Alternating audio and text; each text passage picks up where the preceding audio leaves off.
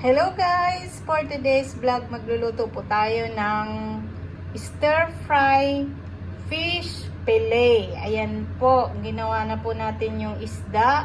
Hiniwa-hiwa po natin ng maliliit. At ngayon, sasangkapan po natin ng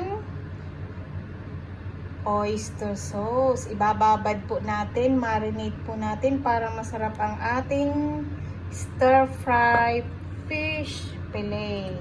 Then, lalagyan natin ng Chinese wine. Ayan. Ayan po.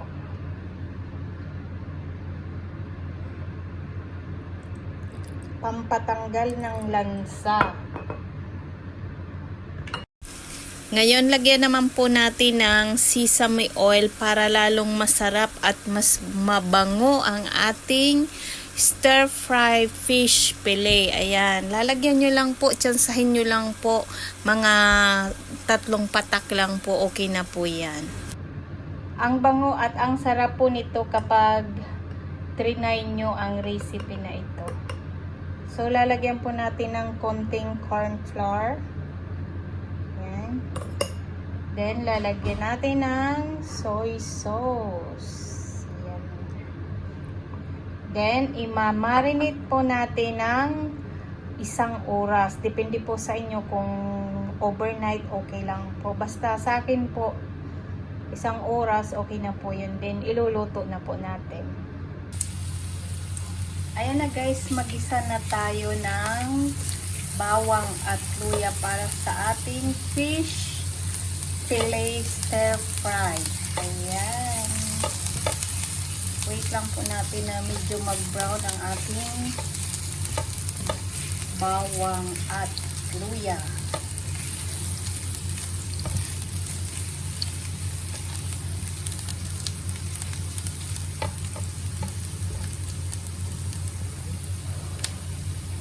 Ilagay na po natin ang ating sibuyas. Sadyang malalaki lang ang hiwa.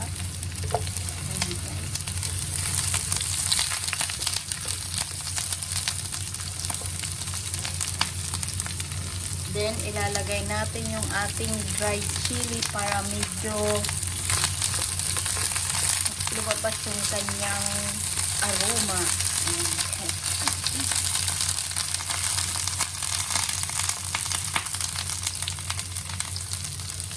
Lagay natin ang fish fillet.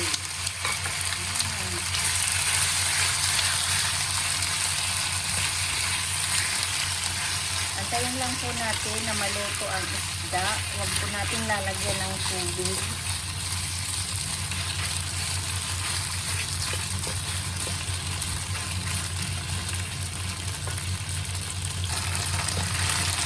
Haluin po natin.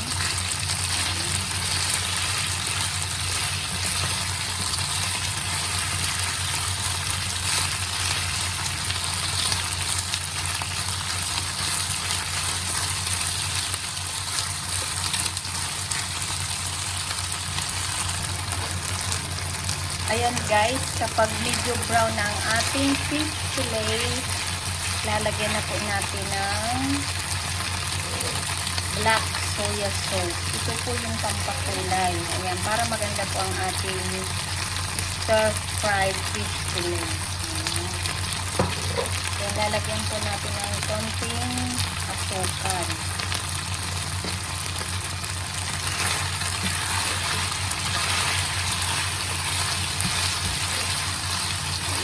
Lang po natin.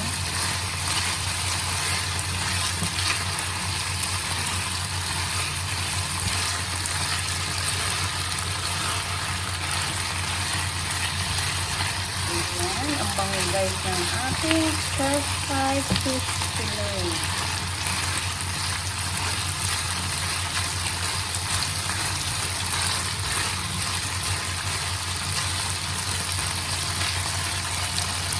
Hindi na po natin lalagyan yan ng sangkap dahil ibinabad na po natin yan kanina sa oyster sauce, soy sauce, Chinese wine, at sesame oil. So, masarap na po yan. Ngayon, ilalagay na po natin ang ating spring onion. Ayan, luto na po ang ating stir-fry fish fillet. Chinese recipe. Ayan. Cook na po natin ang ating kalan.